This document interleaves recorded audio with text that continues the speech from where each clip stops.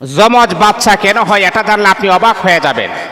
অনেক সময় আছে না এমন যে একই সাথে দুইটা মেয়ে জন্মগ্রহণ করেছেন, দুইটা সন্তান জন্মগ্রহণ করেছেন।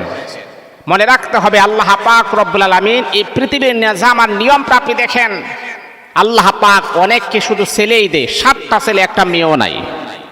আবার অনেককে আল্লাহ পাক শুধু মেয়ে দেয়, একটাও ছেলে নাই। আবার অনেককে আল্লাহ পাক রব্বুল আলামিন ছেলেও দেয় না, মেয়েও দেয় না।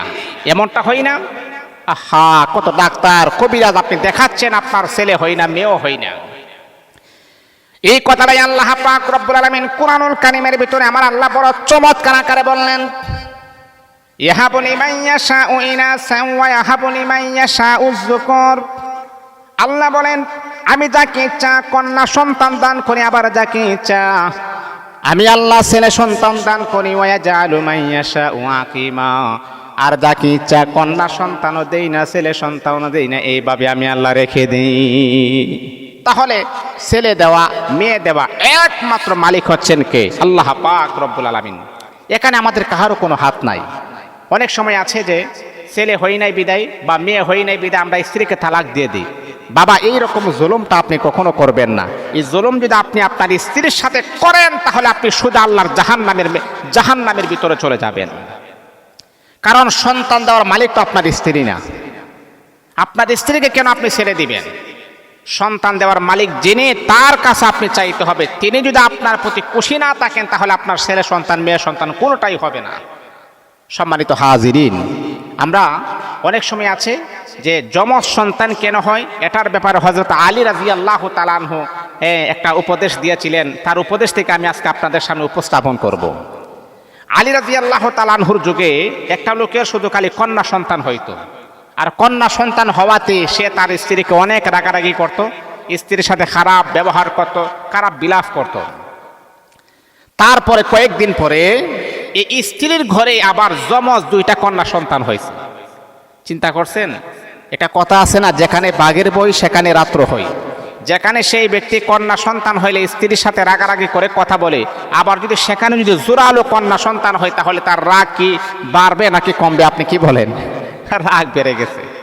তো তার রাগের এই মাত্রা যখন অতিমাত্রা যখন বেড়ে গেছে, খবর শুনছেন হযরত আলী রাদিয়াল্লাহু তাআলা আনহুর কাছে খবর চলে গেছে, হুজুর আপনার এই এলাকাতে একজন মানুষ তার কন্যা সন্তান হয়েছে বিদায় তার স্ত্রীকে সে বিলাপ করতেছে, সেই স্ত্রীকে নিয়ে খারাপ মন্তব্য করতেছে, খারাপ খারাপ গালিগালাজ করে। হযরত আলী রাদিয়াল্লাহু তাআলা আনহু সেই লোকটাকে ডেকে আনলেন, বলতেছে, তুমি তোমার স্ত্রীকে গালিগালাজ করো কেন? এক বেয়াদব, সন্তান দেওয়ার মালিক হচ্ছেন আল্লাহ পাক রব্বুল আলামিন। আর আপনি কি জানেন, কন্যা সন্তান আমার আল্লাহ তাদেরকে দেন যাদেরকে আমার আল্লাহ অধিক পরিমাণে পছন্দ করেন।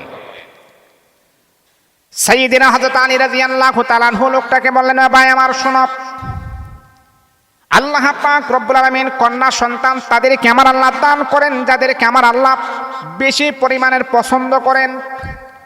যদি কোনো ব্যক্তির একটা কন্যা সন্তান হয়, এই সন্তানটাকে লালন পালন করে সে যখন বিবাহ দেয়, ভালো একটা পাত্রের হাতে বিবাহ দেয়, নবী আমার বলেন ওই কন্যা সন্তানের বাবার জন্য আল্লাহ পাকের জান্নাত আমার আল্লাহ প্রস্তুত করে রেখে দিয়েছেন।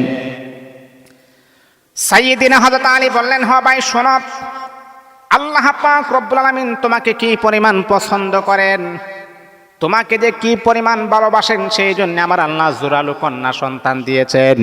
এটার মানে হলো আমার আল্লাহ তোমাকে বেশি পছন্দ করেন। লোকটা খুশি হয়ে গেছেন, বলতেছেন, হে আলী, আমি তো এমন ভাবে বুঝি নাই আমার আল্লাহ যে আমাকে এত ভালোবাসেন। এই লোকটা খুশি হয়ে গেছেন আর বলতেছেন, আলী, আর জীবনে কোনোদিন আমি আমার স্ত্রীকে কন্যা সন্তান নিয়ে কখনো কষ্ট দিয়ে কথা বলবো না। বাবা, কন্যা সন্তানদেরকে অবহেলা করতে নয়, মেয়েদেরকে অবহেলা করতে নয়। অনেক কুলাঙ্গার মার্কা স্বামী আছে, সন্তান হই নাই বিদায় স্ত্রীকে তালাক দিয়ে দিই। আবার অনেক কুলাঙ্গার স্বামী এমন আছে, এই তোমার কেন খালি মেয়ে সন্তান হয়, কেন মেয়ে সন্তান হয়? বাবা, এমনটা করবেন না। আল্লাহ কোরআনে বলেছেন, ওয়াজালু মাইয়াশাউ আকিমা, কাউকে আমি সন্তান দেই না, ছেলেও দেই না, মেয়েও দেই না। ইয়াহাবু লিমান ইয়াশাউ ইনাসা, কাউকে আমি আল্লাহ মেয়ে সন্তান দান করে ছেলে দেই না। ওয়াহাবু লিমান ইয়াশাউ যুকুর, আবার কাউকে আমি আল্লাহ সন্তান দান করি, ছেলে সন্তান দান করি, মেয়ে দেই না। আপনি পৃথিবীর নিজামটা এমন দেখবেন, অনেকের ঘরে আপনি দেখবেন 7-8টা ছেলে আছে, একটাও মেয়ে নাই। আবার অনেক সময় দেখবেন 7-8টা মেয়ে আছে, একটাও ছেলে নাই। আবার অনেকের ঘরে দেখবেন ছেলেও নাই, মেয়েও নাই। আহা, কারিগরি তো একজন, তিনি হচ্ছেন আমার আল্লাহ। বিয়াদিকাল খায়র ইন্নাকা আলা কুল্লি শাইইন কদির, যার উপরে আর কোনো শক্তি চলে না, তার হাতে সব, তার হাতে সব। আর আমরা কত মাস্তানি করি, আমার ছেলে হই না কেন, মেয়ে হই না কেন, স্ত্রীর উপর আঘাত করি। আমাদের রাগ কই দেখায় জানেন? বাজারে যদি আপনি ফি দেখায় আসেন, মায়ের খায় আসেন, এই রাগ গিয়া যার স্ত্রীর কাছে, কত বড় বেয়াদব মার্কা। তোর সাহস থাকলে যেখানে তোরে মারছে সেখানে গিয়ে রাগ দেখা, তোর স্ত্রীর প্রতি রাগ দেখাস কেন? এর মানে হচ্ছে স্ত্রীর দুর্বল আছে, তার উপরে চড়াও হইতে পারো। এটা কখনো করা যাবে না। সম্মানিত হাজিরিন, যমজ বাচ্চা কেন হয়? আমরা অনেক সময় আমাদের একটা কুপরামর্শ এমন আছে, কুপরামর্শটা হচ্ছে যে জট খোলা, মানে জোরালো খোলা যখন একসাথে যখন লেগে থাকে, যদি জোরালো খোলা খান তাহলে আপনার যমজ বাচ্চা হবে। এটা আমাদের ভুল ধারণা। কাহারো ঘরে যদি বা কাহারো বাড়ি যদি জট খোলা থাকে, যদি না খাইতে পারেন তাহলে আমার কাছে পাঠাইয়ে দিবেন, আমি খাবো, আমার কাছে পাঠাইয়ে দিবেন। এটা হচ্ছে আমাদের কুধারণা, ভুল ধারণা। বিজ্ঞান বলেছেন একটা নারী যখন অধিক পরিমাণে ব্রণ যখন সে যখন লইতে পারে, বাচ্চা নারীর বাতিল যখন অধিক পরিমাণে ব্রণ যখন তাকে, যদি 2টা ব্রণ যদি কাজ হয়ে যায় তাহলে 2টা বাচ্চা আল্লাহ পাক দিয়া দেন। আমরা যখন সহবাস করি, অধিক পরিমাণে ব্রণ কিন্তু স্ত্রীর খাদ্য নালী, স্ত্রীর বাচ্চা নালীতে চলে যায়। এইগুলা কিন্তু অকিজ হয়ে যায়। একটা ব্রণ যদি বেঁচে থাকে একটা বাচ্চা হয়, যদি 2টা ব্রণ থাকে 2টা বাচ্চা হয়। অনেকের ঘরে 3টা 4টা 5টা পর্যন্ত বাচ্চা হয়, 7টাও বাচ্চা হয়। আমি কয়েকদিন আগে একটা পেপার পত্রিকাতে দেখলাম 7টা বাচ্চা হয়েছে। তাহলে এগুলাকে অবহেলা করতে নয়, আল্লাহ পাক দিয়েছেন, আল্লাহ পাকের নিয়ামত।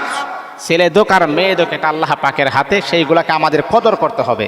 আল্লাহ পাক আমাদের সকলকে বোঝার